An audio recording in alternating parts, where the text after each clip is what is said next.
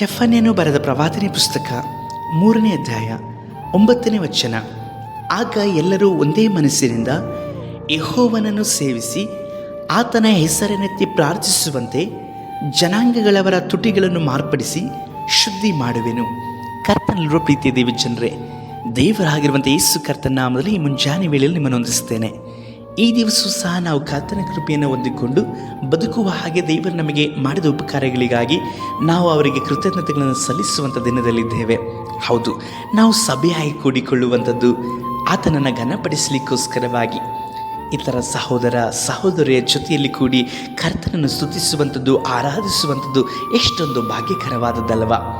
ದೇವರು ಮಾಡಿದಂಥ ಒಂದೊಂದು ಉಪಕಾರಗಳಿಗಾಗಿ ಆತನ ಸಭೆಯಲ್ಲಿ ನಿಂತುಕೊಂಡು ಸಾಕ್ಷಿಯನ್ನು ಹೇಳುವಂತಹ ಸೌಭಾಗ್ಯ ನಿನ್ನ ಜೀವಿತದಲ್ಲಿ ದೇವರು ಕೊಡಲ್ಪಟ್ಟಿದ್ದಾರೆ.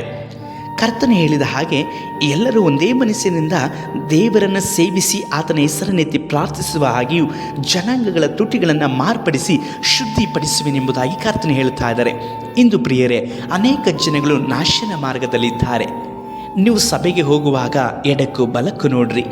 ನಿಮ್ಮ ನಡುವೆ ಸಂಚರಿಸುತ್ತಿರುವಂಥ ಎಷ್ಟೋ ಜನಗಳನ್ನು ನೋಡ್ರಿ. ಅವರು ಕರ್ತನಿಲ್ಲದ ಹಾಗೆ ಅಳಿದು ಹೋಗ್ತಾ ಇದ್ದಾರೆ. ಇಂದು ಸಮಾಧಾನವಿಲ್ಲದಂತೆ ಸಮಸ್ಯೆಗಳಲ್ಲಿ ಹೊರಡಾಡುವಂಥ ಜನಗಳನ್ನು ಅನುದಿನವೂ ಸಹ ನಿಮ್ಮ ಕಣ್ಣ ಮುಂದೆ ಕಾಣಿಸಲ್ಪಡುತ್ತಾರೆ. ಇವರೆಲ್ಲರಿಗೂ ಪರಿಹಾರಿಯಾಗಿರುವಂಥ ಕರ್ತನನ್ನು ತೋರಿಸಿಕೊಡುವಂಥವರು ನೀನಾಗಿದ್ದೀಯ.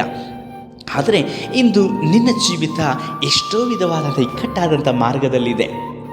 ಯೇಸು ಹೇಳ್ತಾರೆ, ಕುರುಡನು ಮತ್ತೊಬ್ಬ ಕುರುಡನಿಗೆ ದಾರಿಯನ್ನು ತೋರಿಸಲಿಕ್ಕೆ ಸಾಧ್ಯವೇ ಇಲ್ಲ ಎಂಬುದಾಗಿ ಹೇಳಿ. ಇಂದು ನಾವು ಆತ್ಮೀಕ ಜೀವಿತದಲ್ಲಿ ಕುರುಡುತನದಿಂದ ಇರುವಂಥದ್ದು ಇತರರಿಗೆ ಮಾತ್ರವಲ್ಲದೆ ನಮ್ಮ ಜೀವಿತಕ್ಕೂ ಸಹ ನಷ್ಟಕರವಾಗಿರುವಂಥದ್ದಾಗಿದೆ. ಹಾಗಾಗಿ ಕರ್ತನ ಸಮ್ಮುಖದಲ್ಲಿ ಇಂದು ಸಭೆಯಾಗಿ ಕೂಡಿಕೊಳ್ಳುವಂಥದ್ದನ್ನು ನೀವು ಎಂದಿಗೂ ಸಹ ತಡ ಮಾಡದ ಹಾಗೆ ಕರ್ತನ ಸಮ್ಮುಖದಲ್ಲಿ ಕುಳಿತುಕೊಂಡು ಆತನು ನಿಮ್ಮ ಜೀವಿತದಲ್ಲಿ ಮಾಡಬಹುದಾದಂಥ ನಿಮ್ಮ ಜೀವಿತದಲ್ಲಿ ಇಟ್ಟಿರುವಂಥ ಉದ್ದೇಶವನ್ನು ನೆನೆಸಲಿಕ್ಕಾಗಿ ಆತನ ಸಮ್ಮುಖದಲ್ಲಿ ಏಕ ಮನಸ್ಸನ್ನು ಬೇಡಿಕೊಳ್ಳ್ರಿ. ಯೇಸುವನ್ನು ಪ್ರಾರ್ಥಿಸುವಂಥ ಬಾಯಿಗಳನ್ನು ಕೊಡುವ ಹಾಗೆ, ಶಬ್ದಗಳನ್ನು ಕೊಡುವ ಹಾಗೆ ನಿಮ್ಮನ್ನು ಸಮರ್ಪಿಸಿಕೊಳ್ಳ್ರಿ.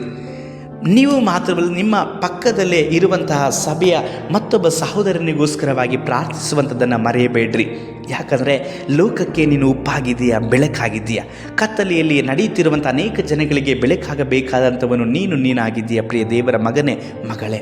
ಆದ್ದರಿಂದ ಪ್ರಾರ್ಥಿಸಲಿಕ್ಕಾಗಿ ಬೇಕಾದಂಥ ಹೃದಯವನ್ನು ಕರ್ತನು ಕೊಡುತ್ತಾರೆ. ಹೊಸದಾದನ್ನು ಕರ್ತನು ಕಟ್ಟಿಕೊಡುವವರಾಗಿದ್ದಾರೆ. ಕರ್ತನನ್ನು ಬೇಡಿಕೋ, ಕರ್ತನು ಕೊಡುವವರಾಗಿದ್ದಾರೆ. ಪ್ರಾರ್ಥಿಸೋಣ. ಸರ್ವಶಕ್ತನಾದ ದೇವರೇ, ಸಹೋದರನ ಮುಟ್ರಿಯಪ್ಪ, ಇತರರಿಗೆ ಬೆಳಕಾಗುವ ಹಾಗೆ ಪ್ರಾರ್ಥಿಸುವಂತಹ ಭಾರವನ್ನು, ಹೃದಯವನ್ನು, ಶಬ್ದವನ್ನು ಇವರ ಜೀವಿತದಲ್ಲಿ ಇಟ್ಟು ನಡೆಸಿರಿ. ಯೇಸು ಕರ್ತನ ನಾಮದಲ್ಲಿ ತಂದೆಯೇ, ಆಮೇನ್.